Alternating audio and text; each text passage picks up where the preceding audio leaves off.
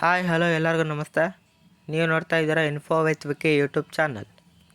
ಯಾರ್ಯಾರು ರೇಷನ್ ಕಾರ್ಡ್ನಲ್ಲಿ ತಮ್ಮ ಮಾಹಿತಿಗಳನ್ನ ತಿದ್ದುಪಡಿ ಮಾಡ್ಕೋಬೇಕು ಅಥವಾ ಬೇರೆಯವ್ರನ್ನ ಸೇರಿಸ್ಕೋಬೇಕು ಅಂತ ವೆಯ್ಟ್ ಮಾಡ್ತಿದ್ರು, ಅವರಿಗೆ ಆಹಾರ ಇಲಾಖೆಯಿಂದ ಭರ್ಜರಿ ಗುಡ್ ನ್ಯೂಸ್ ಬಂದಿದೆ. ಏನಪ್ಪ ಅಂತ ಹೇಳಿದ್ರೆ, ಇಂದು 21/6/2024 ರಾಜ್ಯದ ಎಲ್ಲ ಜಿಲ್ಲೆಗಳಿಗೂ ಸಹ ಪಡಿತರ ತಿದ್ದುಪಡಿಯನ್ನು ಮಾಡಿಕೊಳ್ಳಲು ಅವಕಾಶವನ್ನು ಕೊಟ್ಟಿದ್ದಾರೆ. ನಿಮ್ದೇನಾದರೂ ಕಾರ್ಡ್ ಏನಾದರೂ ತಿದ್ದುಪಡಿ ಮಾಡಬೇಕು ಅಂತ ಹೇಳಿದ್ರೆ, ಅಥವಾ ಹೆಸರೇನಾದರೂ ಸೇರಿಸ್ಬೇಕು ಅಂತ ಹೇಳಿದ್ರೆ, ಅಥವಾ ಸತ್ತೋಗಿರೋರನ್ನ ಡಿಲೀಟ್ ಮಾಡಿಸ್ಬೇಕು ಅಂತ ಹೇಳಿದ್ರೆ ಯಾವ್ಯಾವ ಡಾಕ್ಯುಮೆಂಟ್ಸ್ ಹೋಗಬೇಕು ಮತ್ತು ನೀವು ಎಷ್ಟು ಗಂಟೆಗೆ ಹೋಗಬೇಕು ಅನ್ನೋದನ್ನ ನಿಮಗೆ ವಿಡಿಯೋದಲ್ಲಿ ಕ್ಲಿಯರಾಗಿ ಎಕ್ಸ್ಪ್ಲೇನ್ ಮಾಡ್ತೀನಿ. ಹಾಗಾಗಿ ವಿಡಿಯೋ ನಿಮಗೆ ಯೂಸ್ಫುಲ್ ಆಗುತ್ತೆ. ಹಾಗಾಗಿ ವಿಡಿಯೋನ ಫುಲ್ಲು ನೋಡಿ, ಮಧ್ಯೆ ಸ್ಕಿಪ್ ಮಾಡ್ಕೊಂಡು ನೋಡಿದ್ರೆ ಇನ್ಫಾರ್ಮೇಷನ್ ಗೊತ್ತಾಗಲ್ಲ. ಹಾಗೆ ನನ್ನ ಚಾನಲ್ಗೆ ನೀವೇನಾದರೂ ಹೊಸಬರಾಗಿದ್ದರೆ ಅಥವಾ ಸಬ್ಸ್ಕ್ರೈಬ್ ಮಾಡದೆ ನೋಡ್ತಾ ಇದ್ದರೆ ದಯವಿಟ್ಟು ಸಬ್ಸ್ಕ್ರೈಬ್ ಮಾಡಿ.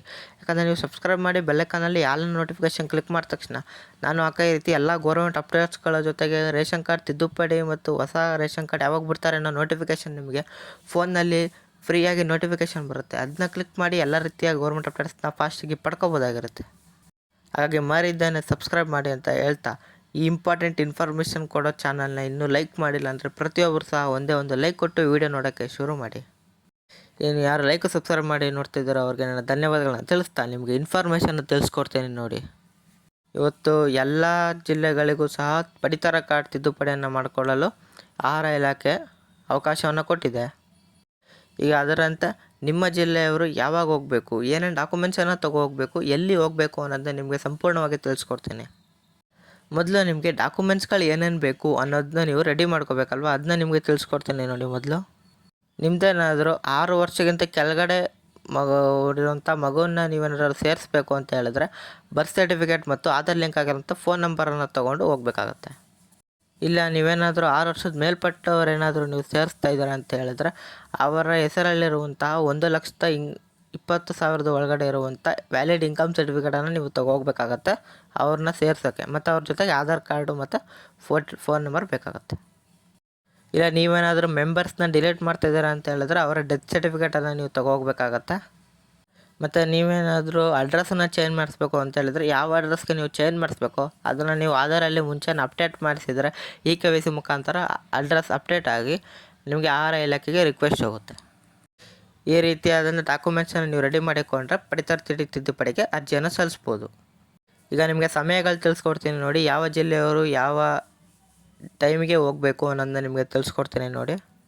ಮೊದಲನೇದಾಗಿ ಅವಕಾಶ ಮಾಡಿಕೊಟ್ಟಿರುವಂಥದ್ದು ಬೆಳಗಾವಿ ಮೈಸೂರು ಡಿವಿಷನ್ ಅವ್ರಿಗೆ. ಅದರಲ್ಲಿ ಬರುವಂಥದ್ದು ಬಾಗಲಕೋಟೆ, ಬೆಳಗಾವಿ, ಚಾಮರಾಜನಗರ, ಚಿಕ್ಕಮಗಳೂರು, ದಕ್ಷಿಣ ಕನ್ನಡ, ಧಾರವಾಡ, ಗದಗ, ಹಾಸನ, ಹಾವೇರಿ, ಕೊಡಗು, ಮಂಡ್ಯ, ಮೈಸೂರು, ಉಡುಪಿ, ಉತ್ತರ ಕನ್ನಡ, ವಿಜಯಪುರ ಡಿಸ್ಟಿಕ್ಗಳಿಗೆ ಫಸ್ಟು ನಿಮಗೆ 12 ಗಂಟೆಯಿಂದ 1 ಗಂಟೆವರೆಗೆ ತಿದ್ದುಪಡಿಯನ್ನು ಮಾಡಿಕೊಡೋಕ್ಕೆ ಅವಕಾಶವನ್ನು ಕೊಡ್ತಿದ್ದಾರೆ.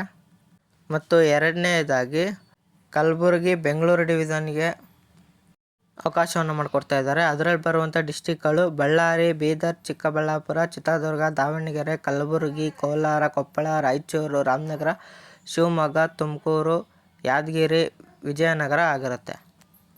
ಇವರು ಬಂದು ಮಧ್ಯಾಹ್ನ 2 ಗಂಟೆಯಿಂದ 4 ಗಂಟೆವರೆಗೆ ನೀವು ಹತ್ತಿರದ ಗ್ರಾಮವನ್, ಕರ್ನಾಟಕವನ್, ಬೆಂಗಳೂರುವನ್ ಕೇಂದ್ರಗಳಿಗೆ ಹೋಗಿ ಅರ್ಜಿಯನ್ನು ಸಲ್ಲಿಸ್ಬೋದಾಗಿರುತ್ತೆ. ಮತ್ತು 3ನೇ ಡಿವಿಷನ್ನಾಗಿ ನಿಮಗೆ ಬಿಡ್ತಾ ಇರುವಂಥದ್ದು ಬೆಂಗಳೂರು ಡಿಸ್ಟಿಕ್ಕೆ. ಬೆಂಗಳೂರು ಡಿಸ್ಟಿಕ್ಕಲ್ಲಿ ಬೆಂಗಳೂರು ಅರ್ಬನ್ ಮತ್ತು ರೂರಲ್ ಅವರು ನೀವು ಹೋಗಿ ಅರ್ಜಿಯನ್ನು ಸಲ್ಲಿಸ್ಬೋದಾಗಿರುತ್ತೆ. ಅದರ ಸಮಯ ಬಂದು 4ರಿಂದ 6 ಗಂಟೆವರೆಗೆ ಬೆಂಗಳೂರು ಡಿವಿಷನನ್ನು ಬಿಡ್ತಾರೆ. ಅದಕ್ಕೆ ನೀವು ನಿಮ್ಮ ಹತ್ತಿರದ ಬೆಂಗಳೂರು ಕರ್ನಾಟಕವನ್ ಕೇಂದ್ರಕ್ಕೆ ಹೋಗಿ ಅರ್ಜಿಯನ್ನು ಸಲ್ಲಿಸ್ಬೋದಾಗಿರುತ್ತೆ. ನೋಡಿ ಫ್ರೆಂಡ್ಸ್, ಇದೊಂದು ಸಣ್ಣ ಮಾಹಿತಿ ಇತ್ತು, ಇಂದು ನಿಮಗೆ ತಿಳಿಸ್ಕೊಟ್ಟಿದ್ದೀನಿ. ಆಹಾರ ಇಲಾಖೆಯಿಂದ ಬಂದಿರುವಂಥ ಒಂದು ಗುಡ್ ನ್ಯೂಸನ್ನು ನಿಮಗೆ ಎಲ್ಲರಿಗೂ ತಿಳಿಸ್ಕೊಟ್ಟಿದ್ದೀನಿ.